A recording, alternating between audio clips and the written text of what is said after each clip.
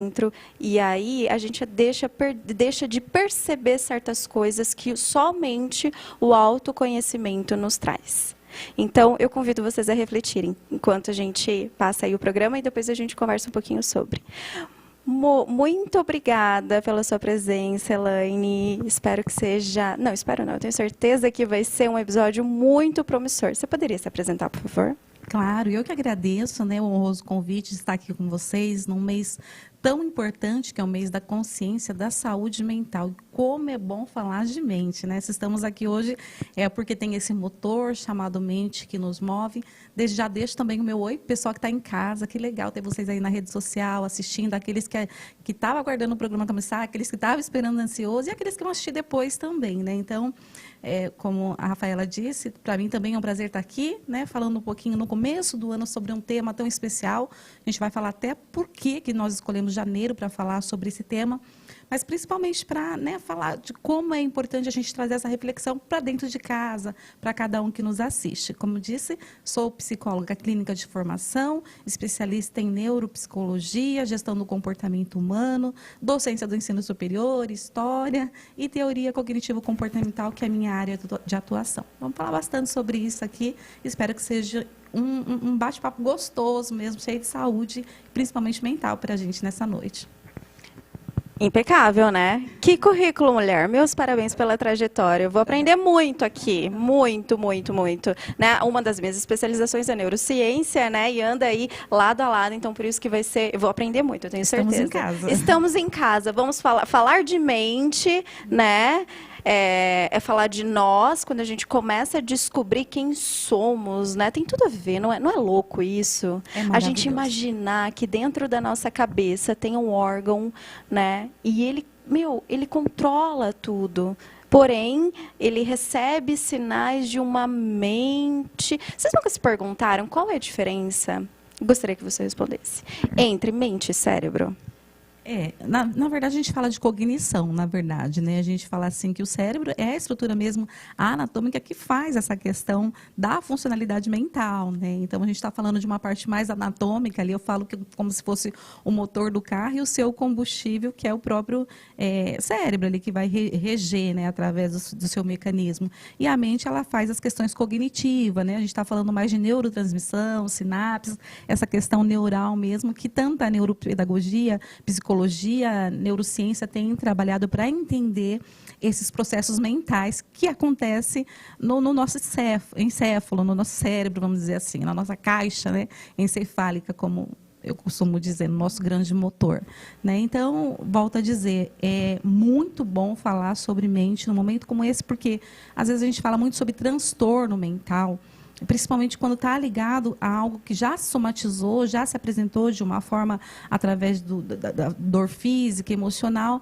mas antes disso nós temos uma mente, né, que ela precisa ser cuidada, uma mente que ela precisa de saúde. Então, hoje a gente fala que trabalhamos muito mais com o escarquinho da mente, né, não só do rosto, do físico, mas esse cuidado, né, essa higiene da mente, que começa com um trabalho como esse, né, que a gente vai falar hoje aqui, né? Exatamente.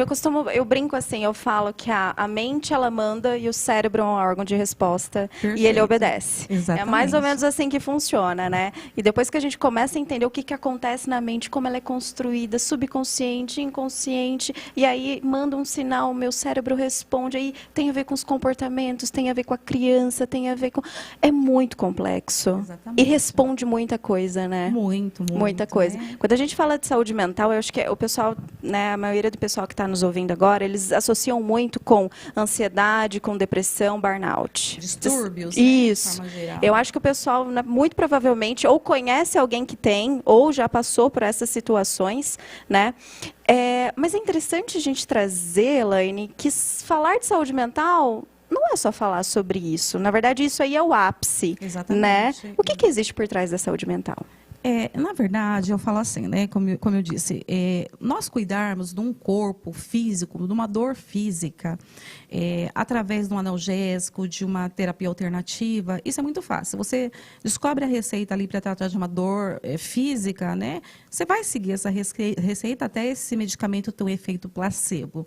e não fazer mais efeito, talvez, e você ter que mudar aquela receita. Falar do processo mental é totalmente diferente, porque a gente está falando de algo que trabalha com pensamento automático. Você não está programado para sair para a rua todos os dias e pensar de tal forma controlada, né? Nós trabalhamos muito dentro da questão da saúde mental com os pensamentos automáticos. Então, nós não somos programados para sair e achar tudo lindo, maravilhoso, que roupa linda que a pessoa está usando, o tempo hoje está gostoso, está agradável. Não.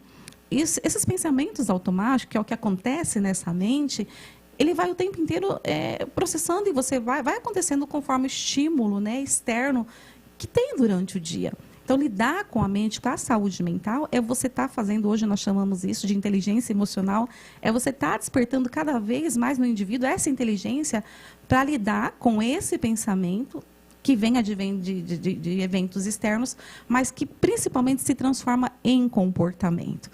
Então, eu falo que a nossa mente adoece muito mais, Rafaela, pela questão de como nós comportamos em função do que pensamos.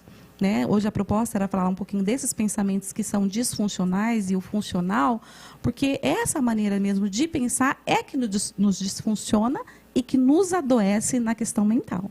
Então, tudo começa com um pensamento disfuncional que vai nos adoecendo. E aí, vocês estão cuidando dos seus pensamentos, da qualidade dos seus pensamentos? O que você mais foca? Porque o cérebro é danado, né? Nossa, quando a gente pensa uma coisa, ele vem intensificar. Aí a gente fica pensando, ele intensifica 20, 30 vezes mais aquele nosso pensamento. Então, eu pergunto para vocês, qual é a qualidade dos seus pensamentos? O que vocês mais pensam? Né? Porque você pode ter certeza que isso tem um impacto muito direcionado aos seus resultados. Se alguma coisa da vida está dando errado, começa aí a analisar, né, quais são os seus pensamentos. Mas você falou uma coisa bem interessante. Eu gostaria que você definisse para a gente a diferença de pensamentos disfuncionais, isso, né, e funcionais. Ah, tá. Então, vamos lá. Eu falo assim, que dentro da psicologia, o que a gente chama de pensamentos disfuncionais ou distorcidos, são os pensamentos negativos, tudo aquilo que tem um peso muito negativo. Nós trocamos por disfuncionais, vamos colocar assim, que seriam os negativos, né? Trocando 6 por meia dúzia. E os funcionais é aquele que nos leva a agir de uma forma mais realista. Se tem razão ou não aquilo que eu estou pensando, ou com base em evidências, eu diria assim. O que é funcional, você vai agir com base em evidência, né? Então, por que eu estou pensando dessa forma? Então, os pensamentos divergentes, disfuncional, é aquele pensamento do tipo assim, não me dei bem num relacionamento, então, automaticamente, eu crio, esses pensamentos, ele vem muito de crença, de uma crença que eu tenho desde a minha infância. Então, eu crio um pensamento, é claro que tem várias categorias, a gente não vai poder falar de todos os pensamentos disfuncionais, mas um deles que é muito comum, a generalização. Então, se eu não me dei bem num relacionamento, eu estou fadada ao fracasso. Vai ser sempre assim, não consigo me relacionar com ninguém, não vou ser feliz no amor, porque eu generalizei esse pensamento e é um pensamento disfuncional. Quando nós trazemos essa reflexão e penso, por que eu sinto isso, né? Então, eu falo que a gente trabalha numa tríade, Rafaela, nós pensamos, desse pensamento vem um sentimento e do sentimento veio o comportamento, como se fosse um L, né? PSC. Então, tudo aquilo que nos comportamos ou sentimos, ele vem do pensamento, só que nós não conseguimos gerenciar isso. A emoção nós conseguimos. Né? Então, se eu estou com raiva de você, eu sei que eu estou sentindo um sentimento de raiva, eu vou levar isso adiante através de uma crença disfuncional, mas eu não consigo nem me lembrar por que eu fiquei com raiva de você, porque o pensamento é muito automático. Às vezes, eu nem vou me lembrar o que eu pensei ao seu respeito para ficar com essa raiva. Mas a gente brinca que eu já te coloquei no meu killer, né? No meu lado assassino do cérebro lá. Então, vai ser difícil tirar. Então, na verdade, esses disfuncionais, eles seriam aqueles que eles são muito arraigados ou divergentes de crenças limitantes, alguma coisa que fizeram com a gente na infância, uma prova que fomos mal, um relacionamento que não deu certo, aquilo que nossos pais falaram na infância, quando éramos crianças, você é um burro, nada vai dar certo, nada do que você faz vai dar certo. Então, nós criamos esses pensamentos disfuncionais que distorcem a nossa visão a nosso respeito. E se fosse só ao nosso respeito, tudo bem. O pior é que distorce em relação à maneira como a gente vê os outros, principalmente. Porque aí eu só consigo ver o outro com o óculos que eu uso, né? Com a visão que eu tenho dele em relação ao que eu penso. Então, seria nessa visão. Aquilo que é disfuncional, ele é muito mais carregado de crenças limitantes, que são distorcidas, como eu disse, generalizada, a gente tem várias, polarização, filtro, né? Aquela questão que eu só consigo ver o que é negativo em mim mesmo, eu fico me subestimando o tempo inteiro, é aquela pessoa que, né, eu não dou certo, nada do que eu faço dá certo, eu só fui bem nessa prova porque não foi tão difícil, né? Então, você se subestima o tempo inteiro, né? A gente chama isso de filtro. Então, isso o tempo inteiro nós estamos fazendo através desse jeito de pensar. Então, o pensamento funcional, ele é realista, ele tem evidências. É o que a gente tenta trabalhar na saúde mental. Faz sentido isso que você está pensando, né? É realista? Tem evidências de quem tem alguém que não gosta de você, que está te traindo, que está te perseguindo, porque às vezes é muito persecutório também. Você se sente perseguida, né? Então, essa é a grande diferença. Nossa, isso é muito interessante a gente falar, que é a questão da realidade, né? Porque o nosso cérebro, ele tem uma capacidade de inventar histórias, de inventar situações, até para poupar energia, né? Então, ele joga ali umas coisas que nem aconteceu, né? Para que você tome uma decisão, e nem sempre é uma decisão assertiva. Por isso, vale o autoconhecimento. É verdade. Né? E acho legal a proposta da campanha do Janeiro Branco, né, que nós estamos aqui para falar sobre né, o Janeiro Branco também, que ele vem numa proposta diferente, né? Se nós falarmos lá do Setembro Amarelo, do Outubro Rosa, que já nos dá a evidência de que tem uma doença, né, uma crise suicida, que já tem um câncer por trás de algo que se somatizou, de multifatorial no caso, tudo bem. Mas nós estamos falando aqui de um momento em que nós vamos fazer a profilaxia dessa mente. Então, o janeiro, ele foi estrategicamente escolhido. Por quê? Conta pra gente. Por quê? Não sei se vocês sabem aí, mas foi escolhido, é brasileiro, tá, gente? Surgiu em 2004, tem 10 anos aí que nós estamos fazendo, que os psicólogos, psiquiatras, a Organização Mundial de Saúde trabalha nessa visão de trazer qualidade de saúde mental por isso mesmo. Porque janeiro é um mês de metas, de decisões. É um mês da qual você vai puxar na tua mente aquilo que não deu certo em 2023. Você vai começar a traçar novos rumos. Você vai ver exatamente onde tua mente falhou através dos pensamentos disfuncionais, distorcidos. E você vai começar a organizar esse ano. Então, foi bem estratégico escolher o janeiro, né, como Janeiro Branco, para falar assim, olha, o que não deu certo para você em 2023? Faz sentido agora eu organizar o ano que acabou de começar da mesma forma, pensando do mesmo jeito, com a minha mente pensando do mesmo jeito? Então, é bem estratégico até na formulação de metas, né? Aqui nós estamos falando de negócios, de você traçar um negócio pautado naquilo que não deu certo lá atrás. Você não está fadado ao fracasso se repetir a mesma coisa de 2023, o mesmo ato, o mesmo empreendimento. Então, a proposta é essa, é você colocar a sua mente ali no skincare, fazer um refinar ali da sua mente e falar, peraí, janeiro é época de eu trazer à tona aquilo que me adoeceu em 2023 e não repetir os mesmos atos, o mesmo ato, no caso. Então, basicamente, a gente fala assim, que foi estratégico por ser no começo do ano, para você definir melhores metas, relacionamentos agradáveis, não tóxicos, né? Um novo emprego, um bichinho de estimação que vai chegar, e tudo isso colabora, a gente vai falar um pouquinho sobre algumas dicas, talvez, mas para a saúde mental em si, né? Nossa, com certeza.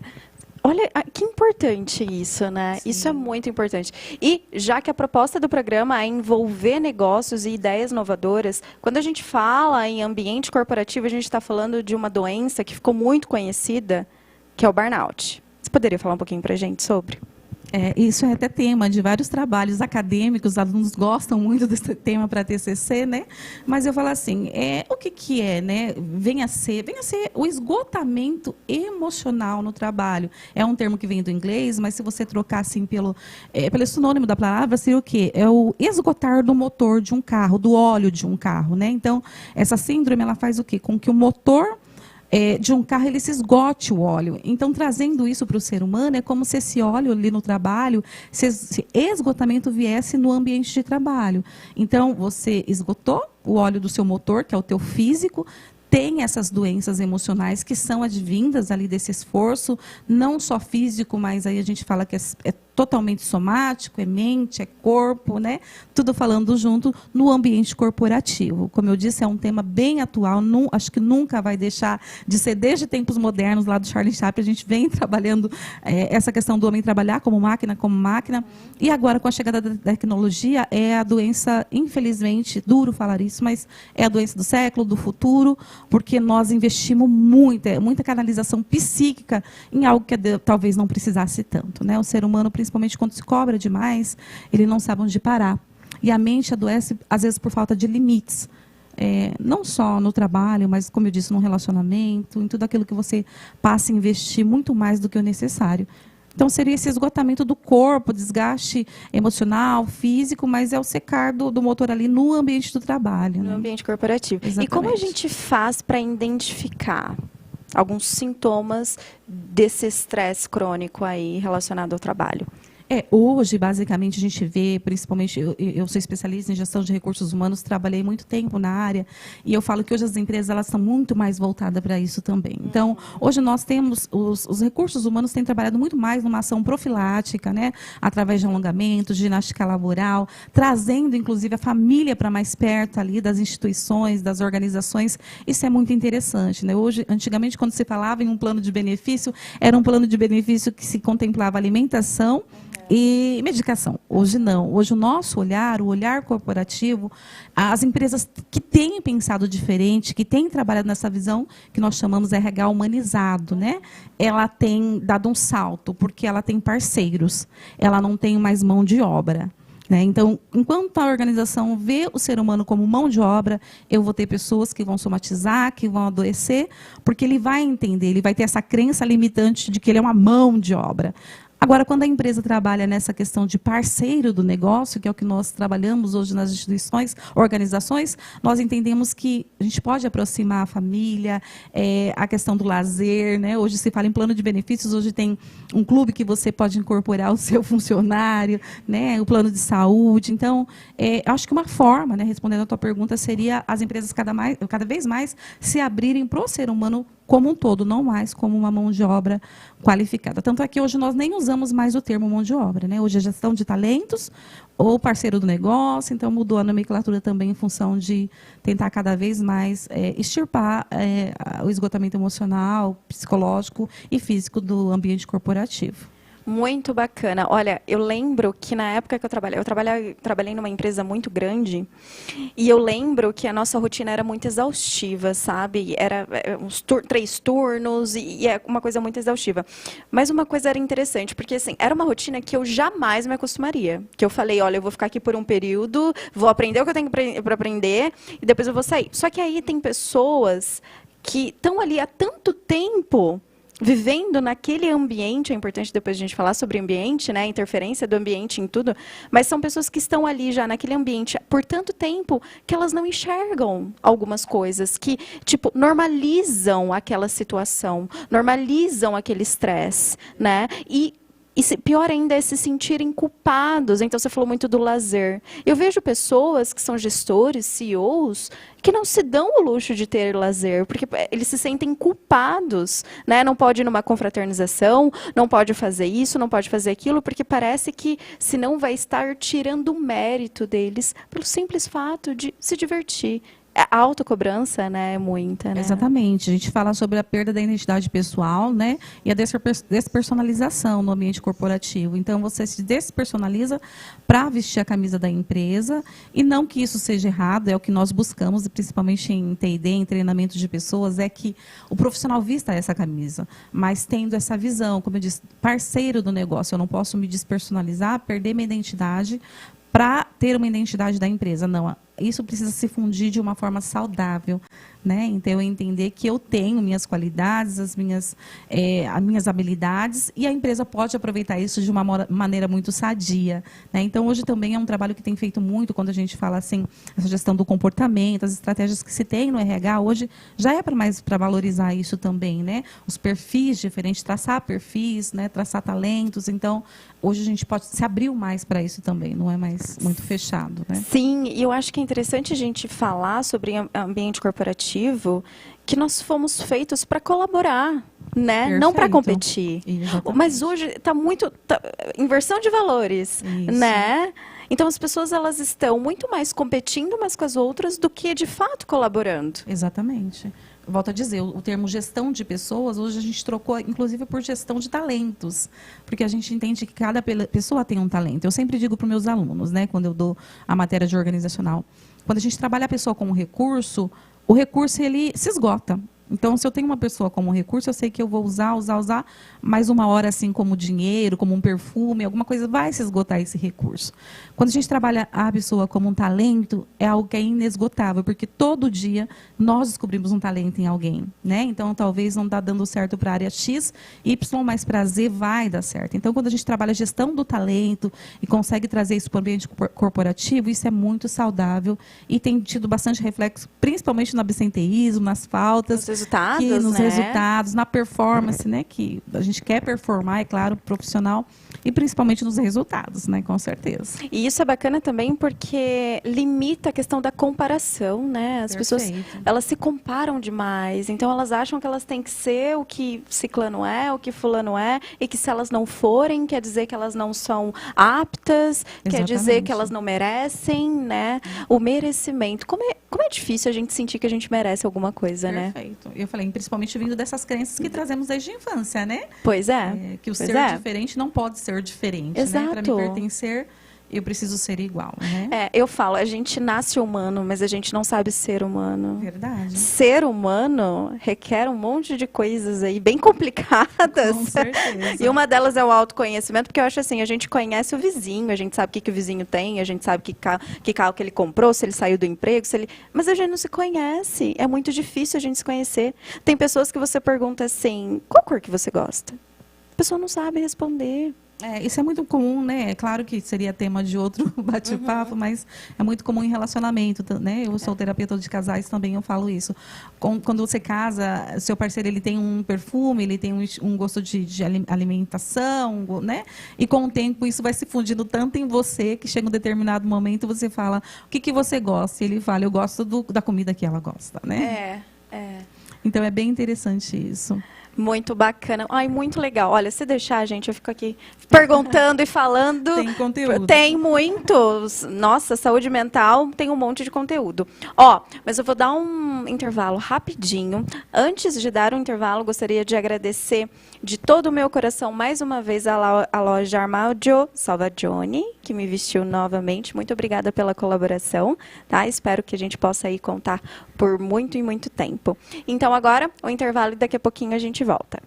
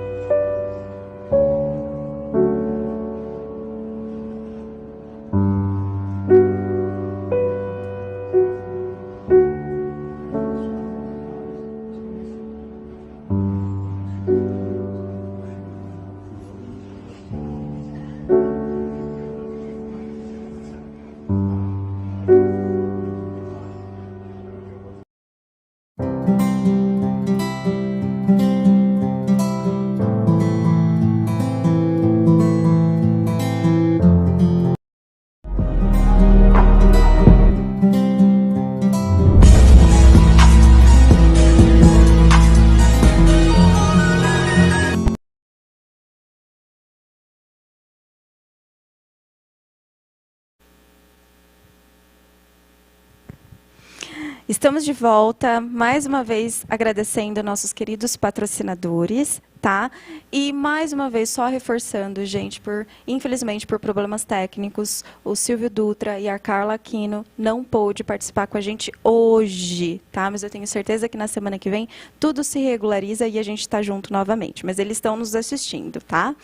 Bom, Retomando aqui o assunto, então, soube, né, através dos bastidores, inclusive, obrigada, Isa, por estar aqui com a gente novamente. Temos 3 perguntas. Vamos responder? Aliás, você, né, a nossa convidada. A Cida, de Balneário Camboriú, perguntou, o que é um pensamento funcional? Então, respondendo para a Cida? Cida que está em casa. Na verdade, como eu disse, um pensamento funcional, hoje ele é usado inclusive na área dos negócios, só que ele tem outra visão, né? Então, na área de negócios, seria para que funciona tal coisa, e é isso que eu tenho que me focar. Já na psicologia, a gente trabalha que é um pensamento que ele passa pela cognição, ele tem um pensamento mais elaborado, mas ele traz evidências, ele é mais realista. Então, é um pensamento que ele te confronta o tempo inteiro a dizer por que você está pensando assim. Posso dar um exemplo de um pensamento funcional? Então, por exemplo, você começa um relacionamento da qual o anterior você teve um caso de infidelidade. E você começa um novo relacionamento. E você manda uma mensagem para o seu parceiro. E esse seu parceiro, ele demora para visualizar essa mensagem, né? Então, você já tem essa crença limitante, essa visão, esse pensamento distorcido de que você foi feita para ser infeliz ou vai ter relacionamentos totalmente infiéis, mas automaticamente você fala assim, ele deve estar fazendo alguma coisa, não é possível que demora tanto para responder assim. Então, o pensamento, isso é um pensamento distorcido, irracional, né, negativo.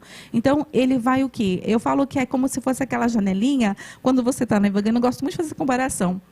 Você está navegando na internet e sobe a janelinha, né, o pop-up, né, que te chama lá, instalar um antivírus, fazer uma compra, e vai te convidando a entrar ali e você é convidado a clicar, sendo que seu pensamento está em outro lugar. É a mesma coisa no relacionamento. Então, aquela janelinha fica te chamando, está acontecendo alguma coisa, ele não me respondeu. Então, o pensamento funcional, ele vai fazer você falar assim, não.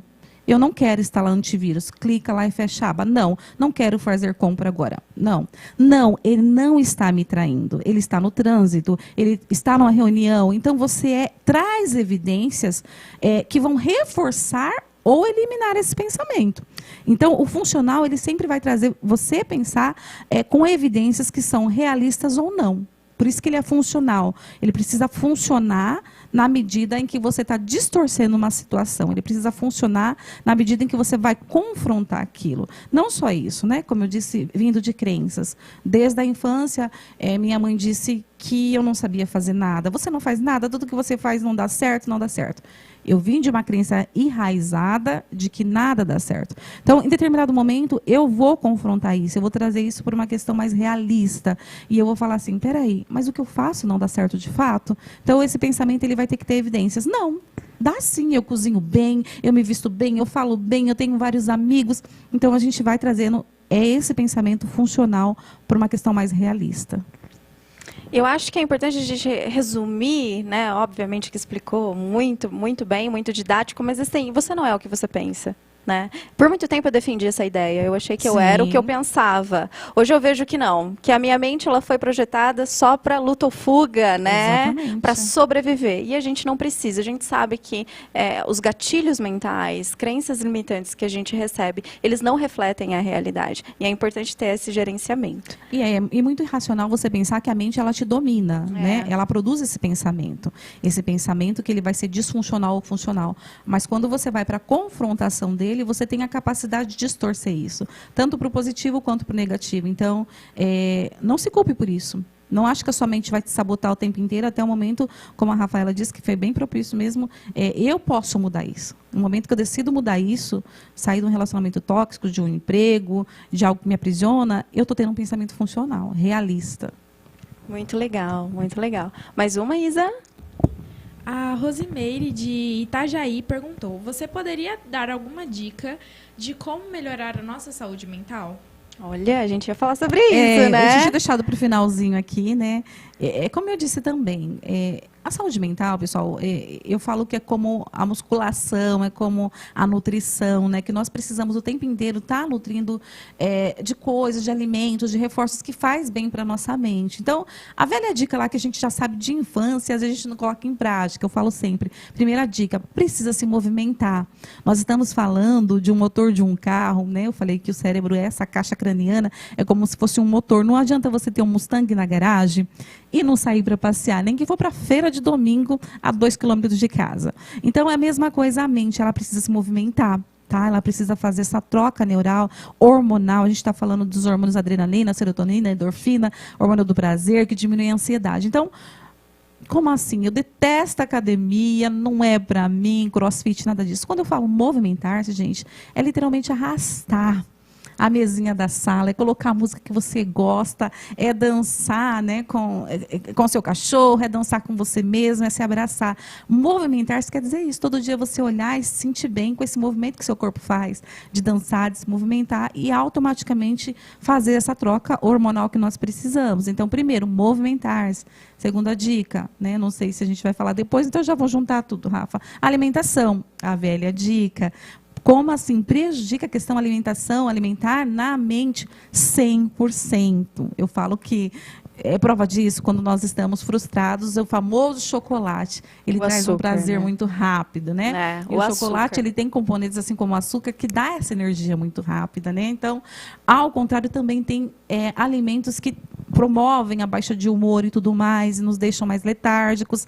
Então, também uma alimentação, eu sempre falo isso, né? Descasque mais e abra menos, quer dizer, abra menos os pacotes, né? Aquilo que é conservado, mas seja mais naturalista, talvez descascar mais. Terceiro passo, gente, higiene do sono.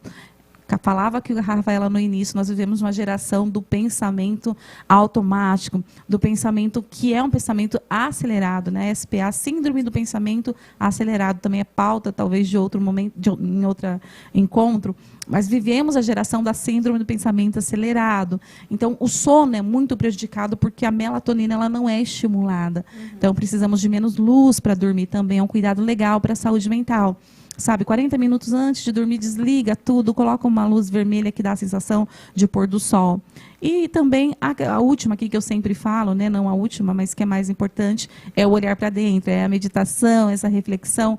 Eu estou conseguindo lidar com a minha mente, não consigo fazer nada disso, me alimentar, movimentar-se, dormir direito.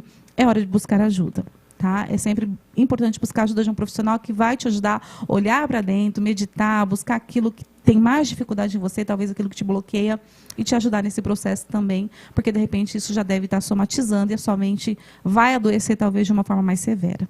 E aí é muito mais rápido, né, desenvolver uma depressão, Com uma ansiedade, certeza. uma síndrome do pânico, né? Tá tudo associado. Começa tudo no pensamento, né? Começa O grande tudo. são gatilhos, mas o pensamento ele é responsável por fabricar tudo Sim. isso, né? Sim. Mais uma, Isa? A Márcia Combs, de Florianópolis, perguntou: vocês falaram em profilaxia, isto é, em prevenção dos problemas emocionais e psicológicos. A dificuldade das pessoas em chegar neste ponto também tem relação com o ambiente ou personalidade?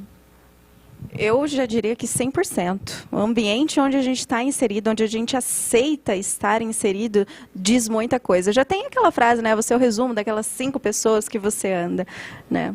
É uma das dicas até que eu pulei aqui, mas é isso mesmo, é limites, né? Para você também manter a qualidade de saúde mental, nós precisamos saber a hora de dizer sim e dizer não. Nós vivemos também numa sociedade em que às vezes nós nos perdemos, nós nos despersonalizamos por não dizer não. Então, exatamente, o ambiente ele influencia, principalmente se é um ambiente tóxico. Eu brinco também com meus alunos, eu falo, não pode um pé de abacaxi dar morango. Só que se você conviver muito tempo ali com os abacaxis, você vai perder a doçura do seu morango, a cor do seu morango, você vai se fundir numa relação que ela vai sim te adoecer e essa profilaxia ela não vai acontecer. Então, tem que saber, eu falo que é o equilíbrio, né? Você tem que saber o equilíbrio. Eu consigo me manter nesse ambiente, minha mente está saudável em relação ao meu trabalho, ao meu relacionamento, à minha família, né? Aquilo que de repente te disfunciona mentalmente, às vezes é hora de dizer não. Eu costumo falar sempre no forçar. Quando você percebe que você precisa forçar qualquer situação, né, para ser inserido ou ser aceito, acho que está na hora ali já de repensar, né? Eu brinco muito com meus pacientes a respeito disso, Rafael. Eu lembrei até de uma situação que uma pessoa falou para mim, olha, por que toda festa de aniversário chama X, Y, Z e nunca me chamam? Até uma pessoa, eu falei esses dias também, falei, olha, vamos ser realista, vamos fazer esse pensamento ser racional e irracional, vamos ver as evidências desse pensamento. Por que você não está lá? Porque não quis te chamar. E por que não quis te chamar? Porque você não era importante. Então, é isso mesmo e vamos seguir e não tem que se forçar para se caber. Então, se não te chamaram, é porque não era importante que você estivesse lá naquele momento. E aí, tudo bem. E em outro lugar você vai ser indispensável a tua presença. Vão querer que você vai estar aí. E você vai ser a que vai chamar a atenção da festa e vai trazer alegria. Então, é a realidade nua e crua. Nossa, e aí, fazendo um compilado, a gente fala sobre imaturidade emocional, porque tem pessoas que não se aceitam, né? Não aceitam que isso pode acontecer, não aceita que não gostou, não aceita... Eu fico perguntando, mas qual é o problema de receber um não também? A gente precisa aprender a falar, mas a pessoa que está recebendo precisa aceitar aquilo. Poxa, a pessoa não gostou, a pessoa não quer. Por que sempre a gente tem que estar sempre feliz, a gente tem que estar sempre positivo, a gente tem que estar sempre... Aí entra também aquela positividade tóxica, né? Hoje em dia todo mundo fala, aí tá tudo bem. Então o mundo tá caindo, aí tá tudo bem. Não, não tá tudo bem, mas o que a gente pode fazer para melhorar isso, né? Hoje, um termo que nós trabalhamos muito também no pensamento funcional, também seria tema de outra pauta, mas a psicologia positiva, ela vai trabalhar nisso, né? Essa filtragem que às vezes a gente tem que fazer em relação àquilo que é negativo, deixar de lado, focar mais no positivo, né? Não importa o que fizeram com você, você vai decidir o que você vai fazer com isso e tudo bem, e focar mesmo nessa psicologia que a gente fala positiva, de todo evento você tentar tirar proveito e falar o que eu aprendi com isso, né? Ou o que quiseram fazer comigo através disso, isso é muito punitivo. Você vai querer achar uma culpa em você que não existe. Então, seria mesmo se autoconfrontar e falar, peraí, o que eu aprendi com isso? Então, trazer para um lado positivo, não se vitimizar. O maior problema é a vitimização, Exato, né? As pessoas estão a cada vez mais se vitimizando, porque não podem isso porque não tem aquilo, né? Não podem ter sucesso porque não fez X, né? Não pode ter tal coisa porque não possuiu lá na infância. Aí volta e coloca a culpa nos pais, né? Eu acho muito engraçado isso, que as pessoas... por muito tempo eu também pensava assim, mas depois eu entendi que, poxa, os meus pais, eles são seres humanos, e antes de serem meus pais, eles são seres humanos e eles erram assim como qualquer outro ser humano, né? E o que a gente tem... Aí entra a importância de, mas o que eu vou fazer com isso? Eu vou levar para o resto de uma vida, né? Ou a partir de agora eu decido levar adiante o que eu acredito e o que eu quero. Exatamente, até porque era outra geração, né? Era outro contexto e nós trabalhamos muito isso na psicologia, ressignificar as coisas. Enquanto você não dá um novo significado àquilo que era velho, você vai ser escravo desse seu passado, desse relacionamento, dessa amizade, daquilo que te sufoca o resto da vida. Então, ressignificar é dar um novo significado, às vezes é necessário. Todos os eventos da vida, eu falo que é necessário ressignificar, seja positivo ou para o negativo, é necessário ressignificar, né? E a coragem da mudança, né? Muito. Precisa ter. Precisa. Porque é um processo dolorido, mudar dói, e a gente enxerga a dor como uma coisa muito ruim. Exatamente. Né? Poxa, se a gente cai ali, tá andando, cai de bicicleta e a gente se rala, nosso corpo vai emitir sinais para a gente prestar atenção naquela área para cuidar. Perfeito. E se você tem uma dor emocional, o mesmo acontece. Perfeito. Né? É um sinal que está te convidando, olha aqui, né? Olha o que está acontecendo. Exatamente. Né? A analisar o que está havendo. Isso é bem interessante. Hoje, Rafaela, as pessoas adoecem mais, eu acho que talvez por essa questão também de não conseguir identificar tanto os pensamentos. A proposta aqui era falar de pensamento funcional, acho que a gente falou um pouquinho, mas porque, como eu disse, as emoções, né, elas vêm advindas do pensamento. Aquilo que eu penso se reflete numa emoção, num sentimento, e eu vou me comportar em função daquele sentimento em relação ao que eu estou sentindo a outra pessoa. Mas algo que é interessante a gente pensar, principalmente nesse contexto, como eu disse, que a emoção você vai identificar. O porquê eu estou triste? Eu estou triste porque eu esperava uma pessoa e não veio. Mas tudo bem. E será que todas as vezes que eu pensar dessa forma eu vou sentir essa dor? É o que você disse. Então, eu preciso saber se eu quero sentir essa dor de novo. E para mim não sentir essa dor, eu preciso mudar o meu jeito de pensar.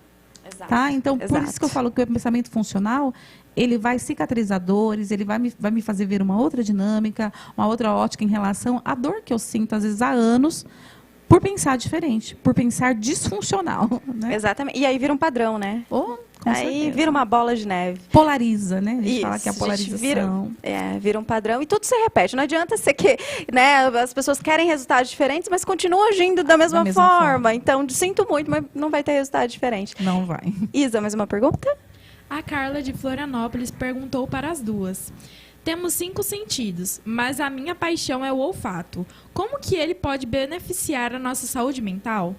Olha, por falar de olfato, você já responde, mas eu preciso te perguntar se você está conseguindo sentir aqui algum aroma bem delícia. específico.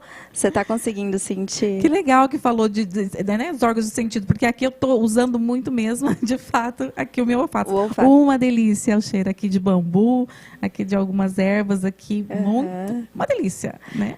Nossa, tá demais a nossa sala, né, Isa? O que você está achando? Sensacional. Sensacional. É.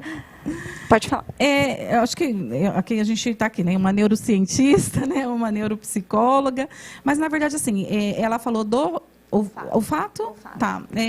Eu falo assim que um complementa o outro, não tem como, né? Mas tem pessoas que são mais sensitivas, é uma área do cérebro que ela vai ser mais estimulada. A gente está falando ali do sistema límbico, da área de Broca, de várias áreas do cérebro que vai determinar e comandar uma área específica do funcionamento do nosso corpo. Mas voltado para a saúde mental, sim, principalmente, eu digo muito mais no que é negativo.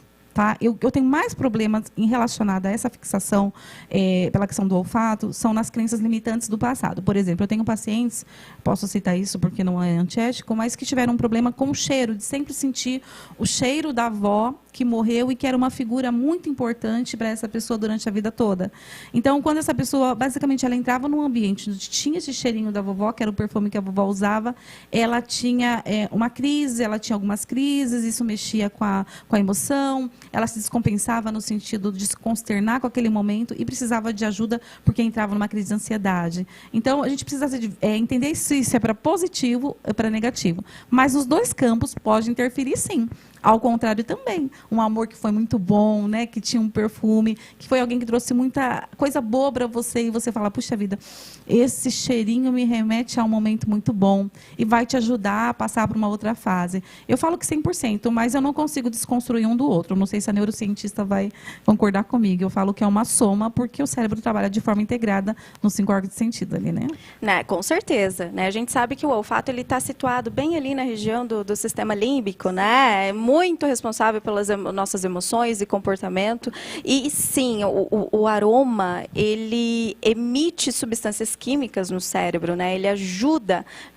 Nós já temos essas substâncias químicas, mas quando elas são estimuladas, né, por fatores externos, por exemplo, por um aroma, né, a gente pode ter vários benefícios que é a proposta da aromaterapia. Exatamente. Eu acho que essa questão de ser negativo, eu entendo, mas eu acho que tem muito a ver com as memórias, né? O que aquilo significou. Assim como o tato, também, se você pega ali uma coisa que, nossa, tal fulano gostava muito daquele objeto, vai te remeter a alguma situação negativa, mas eu acho que tem mais a ver com memórias. Agora, a questão olfato, da química do olfato, é muito poderosa para o cérebro. E aí, quando a gente associa uma memória positiva, aí sim, aí é uma terapia, aí entra no processo terapêutico que eu acho mágico, né, essa interação entre olfato e cérebro. E essas propostas dessas fragrâncias também, quando você sente o cheiro ali, a fragrância de bambu, por exemplo, que a gente tem aqui, né, o bambu ele é muito utilizado para... Né, isso, na resiliência. Eu uso muito, como a Rafaela disse,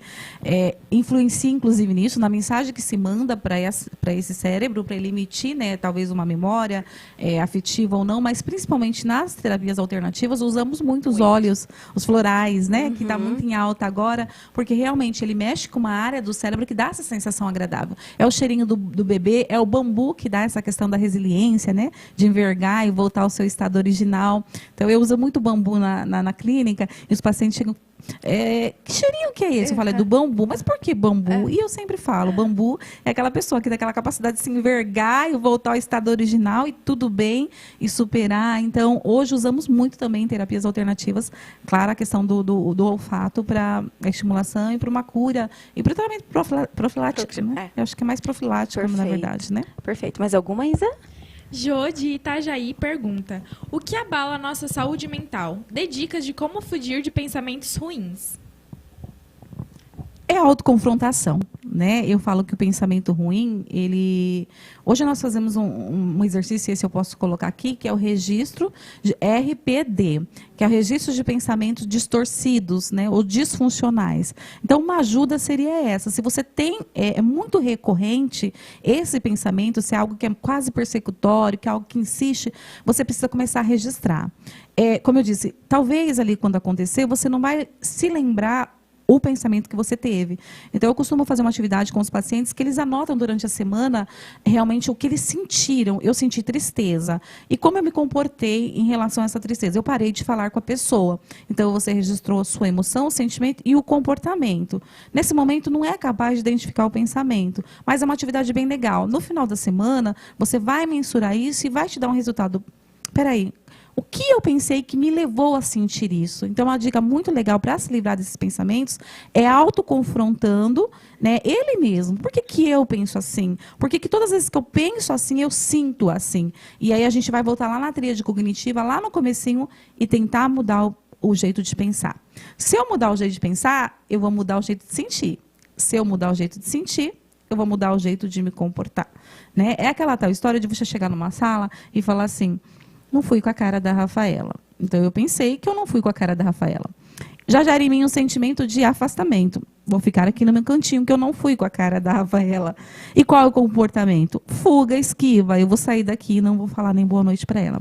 Então, se eu chegar aqui e confrontar esse pensamento, a dica legal aí, para quem perguntou. Não fui com a cara da Rafaela. Peraí. Mas isso é real? Eu fui com a cara dela. Ela está com o mesmo tom de roupa que eu. Quer dizer, tem alguma coisa em comum. E eu forçar meu pensamento a distorcer isso de uma forma realista, eu vou começar a conversar com ela e automaticamente a gente vai se fundir e vai sair daí com uma relação amigável. Volto a dizer, em vez de eu colocar ela no killer, no meu lado killer, eu vou colocar ela lá no meu lado vida e tudo bem. Então, precisa ser mais realista, precisa confrontar esses pensamentos e registrar, principalmente, se é da mesma forma que você tem pensado sempre.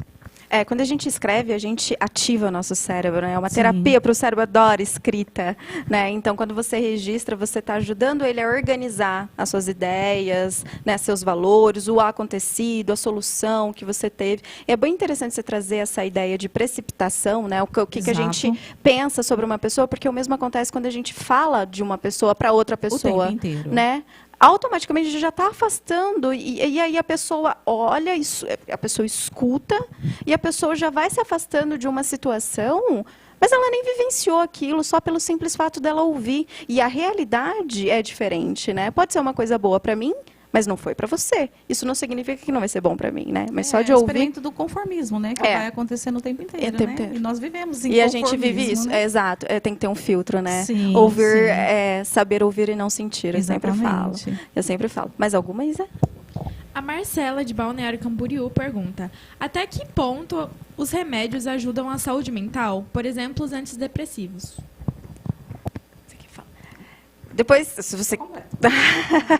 Não, eu acho que a questão da química, quando a gente fala de medicamento, a gente está falando de química. Ele trata a doença, mas a gente precisa entender que saúde mental não é só doença. Então, se você precisa tratar uma ansiedade, você vai lá, você se medica, tudo bem. Obviamente, você precisa usar certo, né? Porque não é tomar um dia e vai ficar felizinho ali, vai ter uma explosão de dopamina. Não, mas ele não trata quem você é.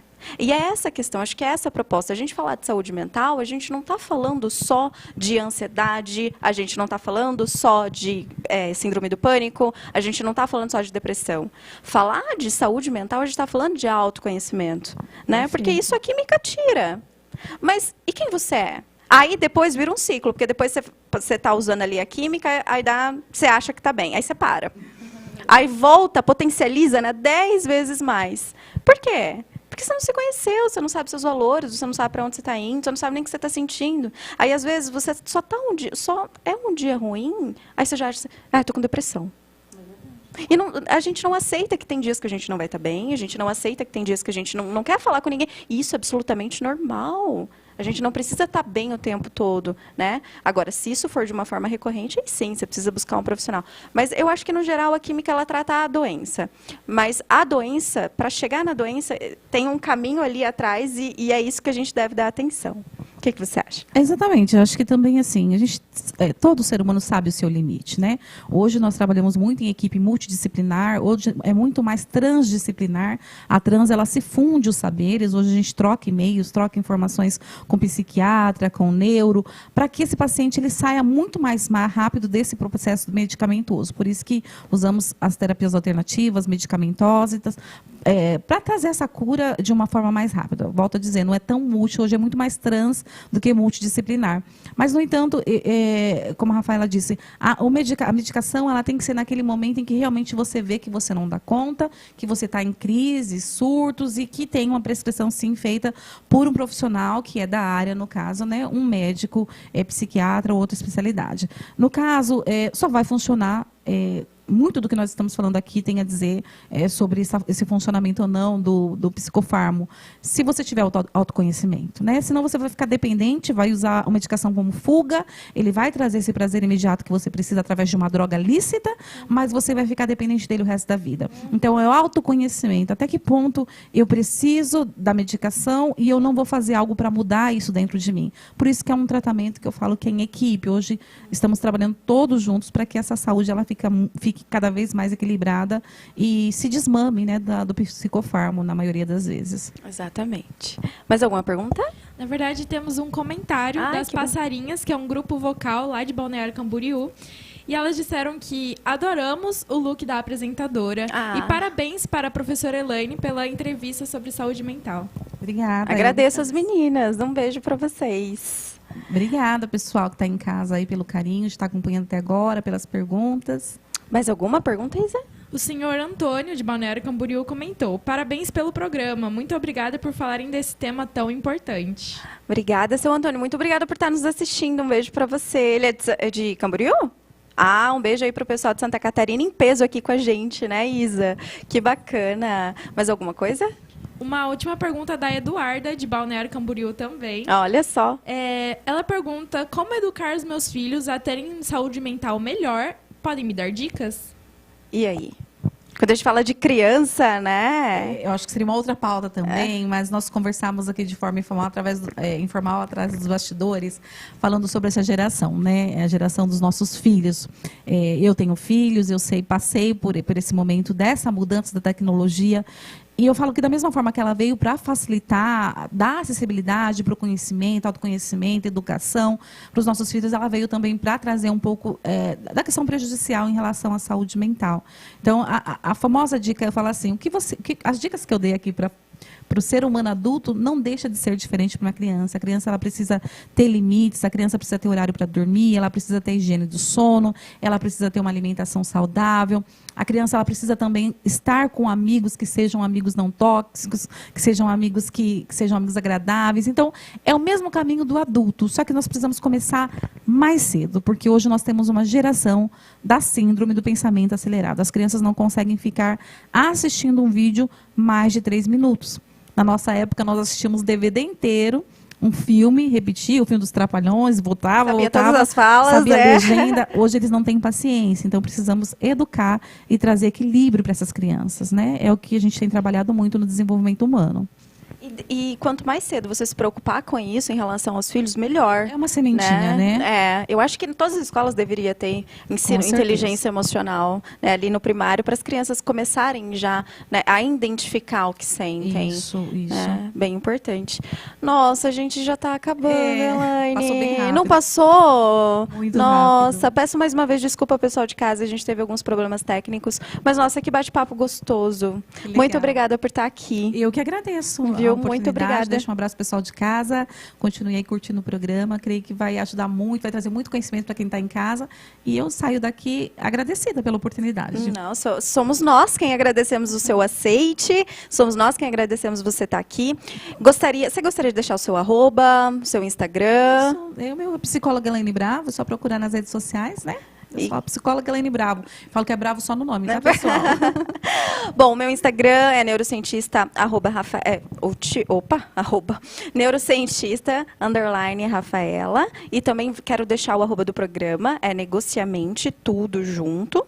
tá? E também aqui do Canal 9. E aí vocês acham aí nas redes sociais. Compartilhem, tá? Para as pessoas, quanto mais pessoas a gente atingir, melhor. Agora, um beijo também muito especial para Carla Aquino, para o Silvio Dutra também que está nos acompanhando. E repito que semana que vem eu tenho certeza que eles vão estar aqui com a gente. Um beijo especial para minha tia. Eu não posso deixar de mandar um beijo especial, porque o outro programa foi cobrada. Não, tô brincando. Mesmo se ela não falasse, faz jus. Um beijo, Tata. Eu amo muito você, viu? Pessoal, então a gente se encontra na semana que vem, às 20 horas, né? Nesse mesmo canal, tá bom? Espero vê-los novamente. Um abraço. Tchau, pessoal. Tchau.